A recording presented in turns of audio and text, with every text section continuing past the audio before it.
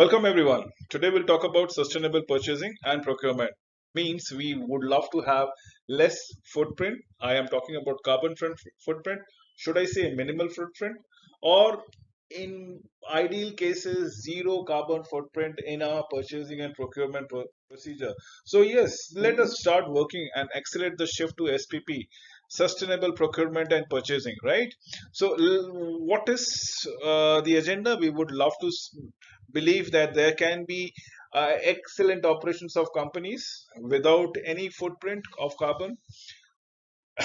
That means sustainable procurement and purchasing practices, improve the knowledge about it, the effectiveness as a tool to promote green economies and sustainable development, support the implementation of sustainable procurement and purchasing, thereby on the ground, at reality, as on when on basis, better access the capacity, building resources and improve coordination among the sustainable purchasing and procurement stakeholder.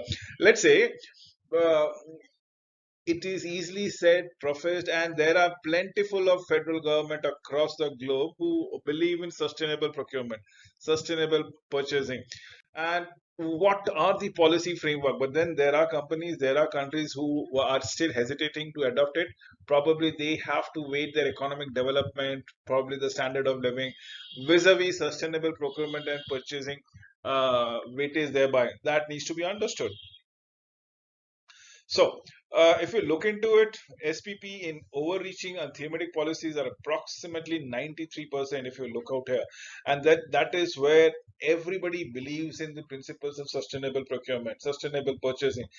In fact, procurement regulations are there in 78% of the federal government policies, and 66% are excellent policies makers. So you see, overwhelmingly, every country understands the importance of sustainable procurement, or should I say, sustainable purchasing.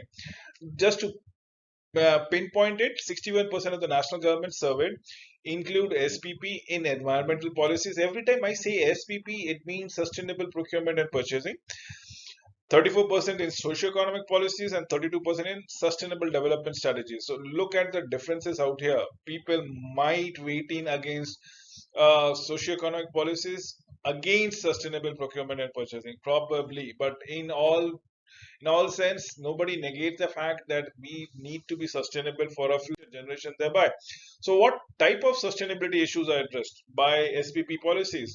Mostly national governments have sustainable procurement and purchasing commitment that cover both the environment and the socio-economic issues. 74% focuses on both environmental and socio-economic issues. Only 26% focus just on the environmental factor. Why socio-economic issues? Because at the end of the day, we as a human being, we as a race would love to have a wonderful status of living, wonderful way of life, and that is something would love to lead as comfortably as a life could get to be. The focus is still prominently on environmental issues, but probably socio-economic ones are increasing, taken into account. Let us categorize the product, the services, and the work.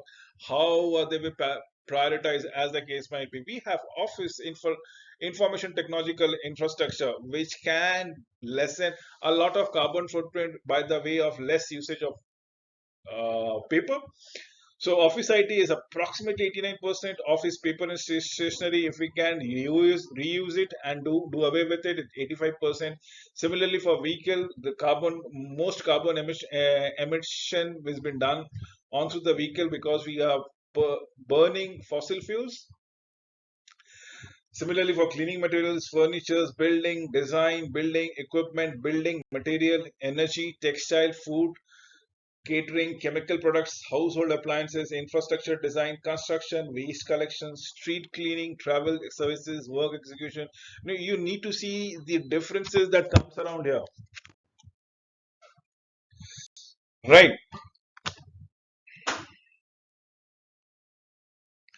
So, what activities are taken to for SPP? Let's say the activities run by the national government in advance of SPPs would be the definition of SPP criteria and guidance, the training thereof.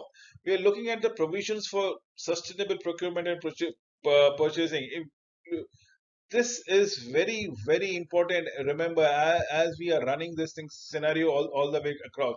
So if you look into it, there are a lot of activities that comes around it, including the SPP criteria, the training, the provisions of information, integration of process procedures, networking, exchange events, integration of software, reputational incentives, marketing engagement, and so on and so forth.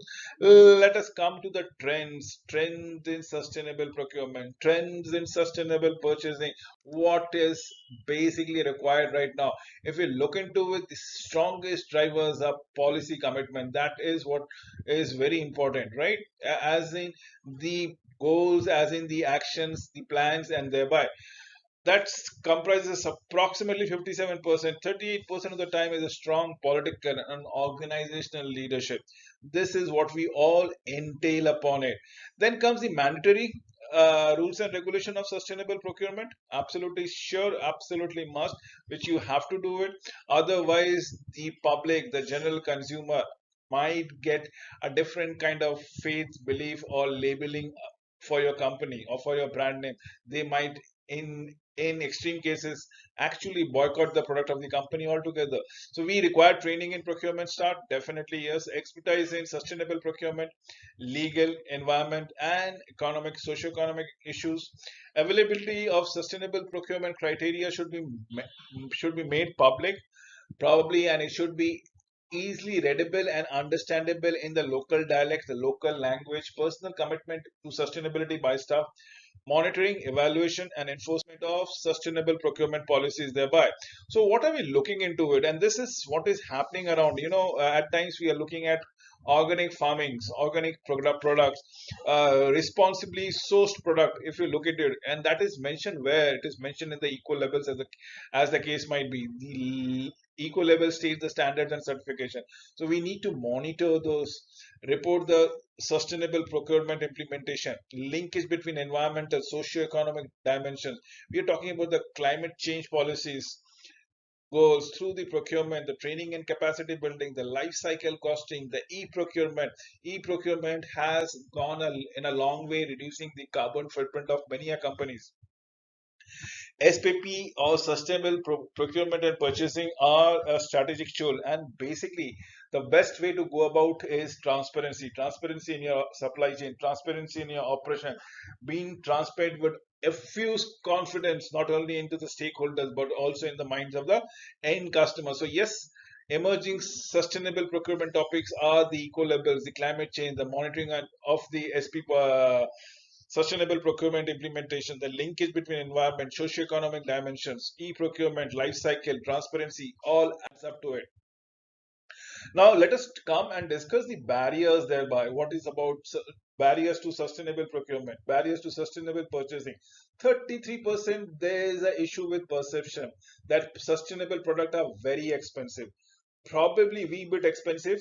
At times the organic product might be wee bit expensive, but look, if you start farming on a large scale basis, I am sure the product value is going to come down, the prices is going to be within the hands of the general public. But this is mostly a misnomer.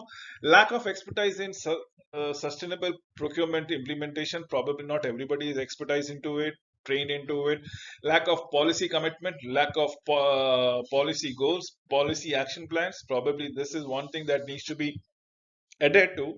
Lack of strong political will and organization leadership on sustainable procurement. Now, this is one of those issues that comes with every federal government.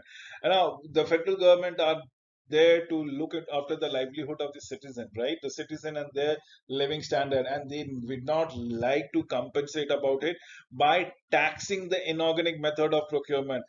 So if they start taxing on the inorganic procurement methods, what happens is the price of the general commodities increases. It is at par with the organic material. On the other hand, what can be done is we can subsidize the organic material or sustainable procurement material so as to encourage manufacturer, to encourage vendors, to encourage supplier to do SPP procedures responsibly. SPP is sustainable procurement and purchasing. So lack of sustainable products, probably this is one of those things which might be an issue. Sustainable product or responsibly sourced services and product are difficult to find with. Insufficient monitoring, insufficient evaluation and enforcement of SP policies and competing procurement policies thereby.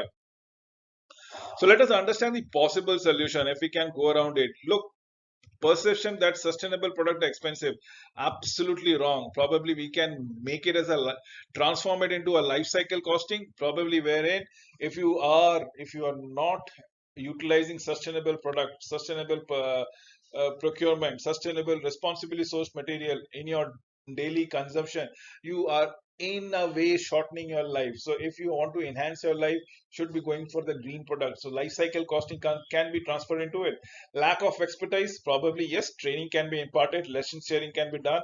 It can be done on a real time basis, it can be done on a virtual basis, it can be a certification mandatory requirement for promotion, incentive, and so on and so forth. Low market availability of sustainable product. Now this is a genuine case which needs to be stimulated by the majority of the marketing or eco-label programming, or even by the federal government by subsidizing it altogether. So next is the competing procurement priorities is professionalism of procurement modernizations program, as the case would be. Let us come to the conclusion part of sustainable procurement or sustainable purchasing, as the case might be. Let me say that all leading experts believe that SPP is becoming a widespread practice. In fact, it is going to be a regulatory practice, mandatory practice. Without it, the human being as a race, life on this planet is going to be becoming more difficult with the passage of days or time.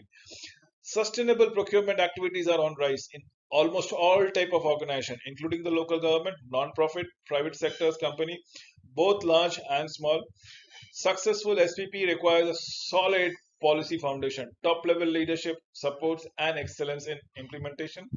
Still, considerable work to be done before sustainability consideration becomes a regular criteria within the bid specification and contract thereby.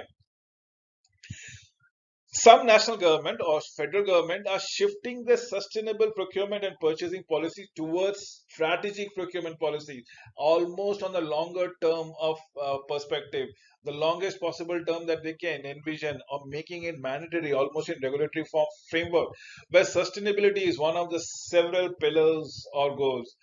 SPP goes beyond picking greener product or beyond the encompasses activity that every step of procurement process. It is being responsible, making it a habit that needs to be done. SDG or Sustainable Development Goals, SDG, Sustainable Development Goals, and the targets of 12.7 provides the opportunity to formulate more standard definition and articulate sustainable procurement and purchasing practices and measure that will help in measuring progress, encouraging adoption. Let us understand and wind up this particular presentation with the last statement called transforming sustainable production. Transforming sustainable consumption pattern will require collaboration between all the stakeholders, absolutely across the supply chain and in the society. Thank you for watching this video till the very end. I am sure you must have got a very big idea about what is sustainable procurement, what are the advantages for it, what are the pitfalls for sustainable purchasing, and how should we mitigate them. Thank you once again.